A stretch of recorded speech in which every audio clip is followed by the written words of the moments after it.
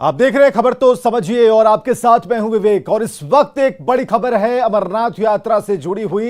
अमरनाथ यात्रा पर गए लोगों से जुड़ी यह खबर है कि अमरनाथ गुफा के पास बादल फटा और गुफा के पास बादल फटने से 13 लोगों की मौत हो गई।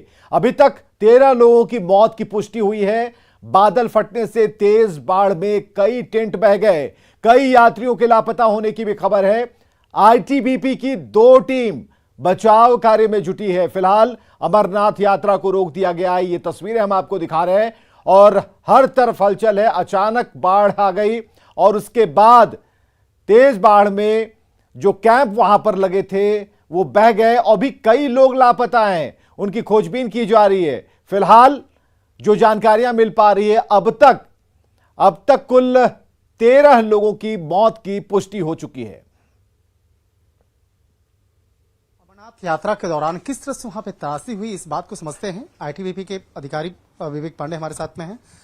सर, मैं जानना चाहता हूं कि किस तरह से और किस वक्त में ये त्रासदी हुई, उसके बाद किस तरह से वहां पर आईटीबीपी और समेत दूसरी जो एजेंसियां वहां पर राहत और बचाव करने में जुटी। पिछले साल भी जैसा आपको याद होगा कि जो गुफा है, जो पवित्र गुफा है, उसके बगल से आई थिंक उसके दाहिनी तरफ से एक बहुत तेजी से एक स्ट्रीम बह के आया था नीचे, और उस समय भी सुरक्षा बलों ने बहुत मुस्तैदी का परिचय दिया था।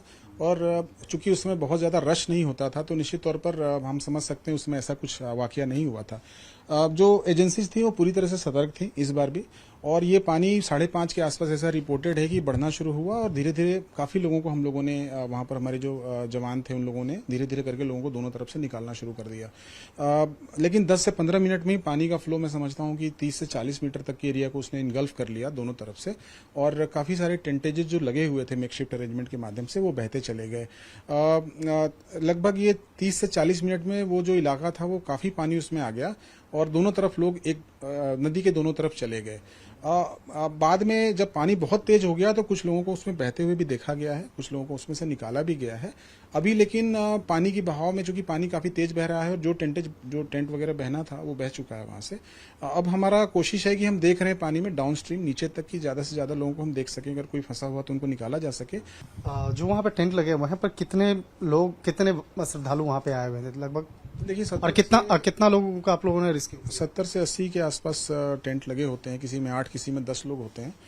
तो ऑलमोस्ट सबको हम कोशिश करा है हमने निकालने का, बताया, क्योंकि पानी बढ़ा तो लोग खुद भी निकले वहां से और बाकी जो लोग नहीं निकल पाए थे उनको निकाला भी गया है। मुझे लगता है 400 से 500 लोग तो मिनिमम होंगे जो दोनों तरफ हटाए गए उसमें तत्काल, और नीचे की तरफ भी काफी, क्योंकि पानी इधर से बहना शुरू हुआ होगा तो सबको सेट के माध्यम से और कम्युनिकेशन के माध्यम से ताकीद कर दी गई, सूचना दे दी गई, तो वो निश्चित तौर पर उससे काफी मैं समझता हूँ कैजुअलिटीज को हम रोक सके, कैजुअलिटी कम हो। फिलहाल यात्रा वहां रोक दी गई है जी बिल्कुल। रात के समय वैसे भी पहाड़ों में चलना बहुत अच्छा नहीं माना जाता है, तो यात्रा तो करीबन 5 साढ़े 5 बजे ही बिल्कुल एंड में वहां पर हमने थोड़ी देर के लिए रोका हुआ था। अगर सब कुछ ठीक रहेगा, पानी कम हो जाएगा, तो हम कल फिर से यात्रा शुरू करने के बारे में जो प्रशासन है वो फैसला ले लेगा, तो यात्रा शुरू हो सकेगी। शुक्रिया सर। जिस तरह से वहां पर त्रासदी हुई और त्रासदी के बाद जिस तरह से आईटीबीपी, एनडीआरएफ समेत जो अन्य एजेंसियां हैं लगातार वहां पर प्रयासरत है और कोशिश कर रही है कि जितना जल्द से जल्द वहां पर सिचुएशन वहां पर नॉर्मल किया जाए, और अगर जल्द से जल्द सिचुएशन नॉर्मल होता है तो हो सकता है कि कल से वहां पर यात्रा भी प्रारंभ किया जा सकता है। वीडियो जर्नलिस्ट विपिन राय के साथ शंकर आनंद, न्यूज 18 दिल्ली। खबर समझिए कि शिंजो आबे के निधन पर हिंदुस्तान दुखी क्यों है। सबसे लंबे समय तक जापान में प्रधानमंत्री का पद संभालने वाले शिंजो आबे अब कुल 4 अलग अलग कार्यकाल में जापान के प्रधानमंत्री रहे, लेकिन अपने सभी कार्यकाल में शिंजो आबे ने भारत के साथ जापान के संबंधों को एक नया रूप देने में महत्वपूर्ण भूमिका निभाई। जापान के प्रधानमंत्री के तौर पर अपने सभी 4 कार्यकाल में शिंजो आबे ने भारत की यात्रा की। आबे भारत की सबसे अधिक बार यात्रा करने वाले जापान के प्रधानमंत्री थे। साल 2007 में शिंजो आबे ने हिंद प्रशांत की परिकल्पना को रखा, जो क्वाड के तौर पर आज सामने है। हालांकि 2007 के बाद क्वाड पर काम ठंडे बस्ते में चला गया था, लेकिन हिंद प्रशांत क्षेत्र में चीन की बढ़ती दखल को रोकने के लिए 2017 के बाद क्वाड पर काम दोबारा शुरू हुआ, जो कि आज एक संगठन का रूप ले चुका है। भारत और जापान के द्विपक्षीय संबंधों में एक महत्वपूर्ण स्तंभ है हिंद प्रशांत क्षेत्र का मसला। जनवरी 2014 में शिंजो आबे गणतंत्र दिवस के मौके पर बतौर मुख्य अतिथि शामिल भी हुए थे। भारत और जापान के बीच वैश्विक साझेदारी की नींव 2001 और सालाना द्विपक्षीय सम्मेलन की शुरुआत का फैसला 2005 में ही हो चुका था। लेकिन शिंजो के दूसरे कार्यकाल से यानी कि 2012 से भारत और जापान के संबंधों ने एक नई गति हासिल की। चीन के साथ डोकलाम विवाद हो या फिर मौजूदा एलएसी विवाद, जापान ने खुलकर चीन का विरोध किया और भारत का समर्थन किया। भारत और जापान के बीच सुरक्षा से जुड़ा समझौता तो पहले से था ही, लेकिन भारत और जापान के बीच 2+2 डायलॉग की शुरुआत शिंजो अबे के वक्त में हुई। इसके अलावा इंफ्रास्ट्रक्चर के मामले में महत्वाकांक्षी बुलेट ट्रेन पर काम साल 2015 में शिंजो अबे के दौरे के दौरान ही शुरू हुआ। इसके अलावा उत्तर पूर्व से जुड़े प्रोजेक्ट के लिए दोनों देशों ने एक फोरम का गठन भी किया। बढ़ते हैं आगे। जापान के पूर्व पीएम शिंजो अबे की मौत से पीएम मोदी बेहद मर्माहत हैं। पीएम मोदी ने अबे के प्रति सम्मान के प्रतीक के तौर पर 9 जुलाई को एक दिन का राष्ट्रीय शोक रखे जाने की घोषणा की। क्यों भारत के लिए खास से शिंजो अबे, भारत से उनका कितना गहरा नाता था और क्यों भारत में उनके निधन पर राष्ट्रीय शोक मना रहा है, ये सब कुछ हम आपको बताएंगे। लेकिन उससे पहले आप 2015 में भारत आए शिंजो अबे के दौरे की वो तस्वीरें देखिए, जिससे जाहिर होता है कि हिंदुस्तान शिंजो अबे के दिल में बसता था।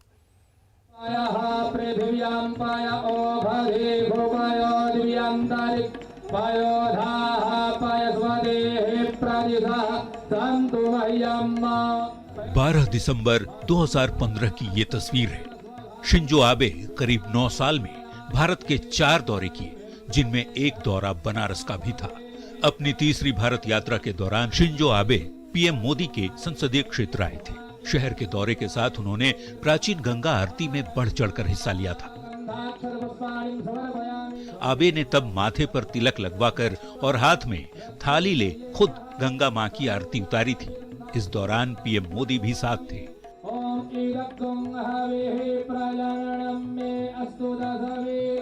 यही नहीं, इस पूरे कार्यक्रम के दौरान शिंजो आबे ने अपने फोन से यादगार तस्वीरें भी उतारी थी। जापान के पूर्व प्रधानमंत्री शिंजो आबे का भारत से खास लगाव था।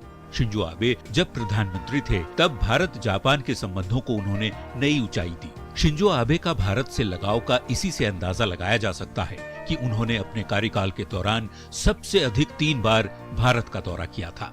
भारत और जापान के रिश्ते मजबूत करने के लिए शिंजो आबे को जाना जाता है।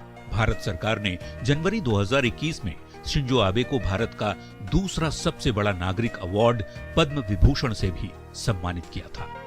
Bureau report, news 18 network. खबर समझिए कि शिंजो आबे की मौत पर भारत में राष्ट्रीय शोक क्यों है। शिंजो आबे का भारत से गहरा लगाव था। शिंजो आबे पहले जापानी प्रधानमंत्री थे जिन्होंने सबसे ज्यादा भारत का दौरा किया। भारत सरकार ने उन्हें पद्म विभूषण से नवाजा था। भारत रत्न के बाद दूसरा सबसे बड़ा नागरिक अवार्ड से उन्हें नवाजा गया। आबे गणतंत्र दिवस की परेड में बतौर चीफ गेस्ट शामिल होने वाले पहले जापानी प्रधानमंत्री थे। 2018 में उन्होंने प्रधानमंत्री मोदी को अपने हॉलिडे होम में इनवाइट किया था। आबे के निजी बंगले पर जाने वाले मोदी पहले विदेशी नेता थे। 9 जुलाई को भारत में राष्ट्रीय शोक है। अब आप समझिए कि राष्ट्रीय शोक होता क्या है, इसके बारे में भी आपको जानकारी देते हैं। राष्ट्रीय शोक का मतलब है जिनके निधन से पूरा राष्ट्र शोकाकुल हो, उनकी क्षति महसूस कर रहा हो। राष्ट्रीय शोक के दौरान संसद, सचिवालय, विधानसभा, अन्य महत्वपूर्ण राष्ट्रीय भवनों या सरकारी कार्यालयों पर राष्ट्रीय ध्वज आधा झुका रहता है। इसके अलावा देश से बाहर स्थित भारतीय दूतावासों पर भी राष्ट्रीय ध्वज आधा झुका रहता है। इस दौरान कोई सरकारी या औपचारिक कार्यक्रम को आयोजन नहीं किया जाता और राष्ट्रीय शोक की अवधि के दौरान समारोह नहीं होते हैं। बढ़ते हैं आगे। अब बात मुश्किल में मासूमों की। राजधानी पटना में ह्यूमन ट्रैफिकिंग की शिकार 3 साल की बच्ची को पुलिस ने बरामद कर लिया। पटना पुलिस ने कदमकुआं थाना क्षेत्र के लालजी टोला से मासूम बच्ची को बरामद किया है। 16 जून को पीरबहोर थाना क्षेत्र से अगवा हुई बच्ची किस तरीके से बरामद की गई, रिपोर्ट देखिए। ह्यूमन ट्रैफिकिंग बोलते हैं। आजकल ये बच्चों के साथ होता है। छोटी बच्चियों को लेकर जाते हैं गलत काम करवाने के लिए, वो एक प्रयोजन हो सकता है और ज्यादा संभावना उस कि कहां गायब हो जा रहे हैं बिहार के बच्चे। क्या बिहार में चल रहा है बच्चों को बेचने का खेल? जी, बिहार में हर साल औसतन 5,000 बच्चे गायब हो जाते हैं। पुलिस की तरफ से जारी आंकड़े और उसके मुताबिक, उन आंकड़ों के मुताबिक पिछले 3 साल का जो रिकॉर्ड है वो हम आपको बता रहे हैं। पिछले 3 साल में बिहार के अंदर 16,559 बच्चों के लापता होने की सूचना है। बिहार पुलिस इसमें से सिर्फ 7,219 बच्चों को रिकवर कर पाई है, जबकि 55% बच्चे यानी 9,340 बच्चे अभी भी लापता हैं।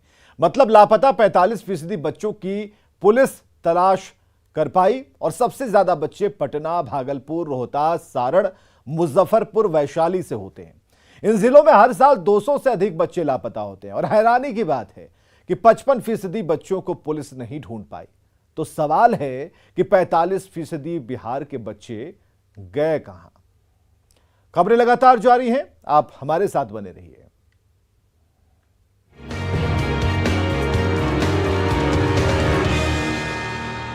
न्यूज 18 का न्यूज 18 ने चलाई नेक मुहिम ताकि नशा मुक्त हो बिहार की जमीन। अंतिम पड़ाव पर मुहिम पर करेंगे बात बिहार के दिग्गजों के साथ। देखिए 9 जुलाई नशवा नरक में ले जाए, दोपहर 12 बजे सिर्फ न्यूज 18 बिहार झारखंड पर।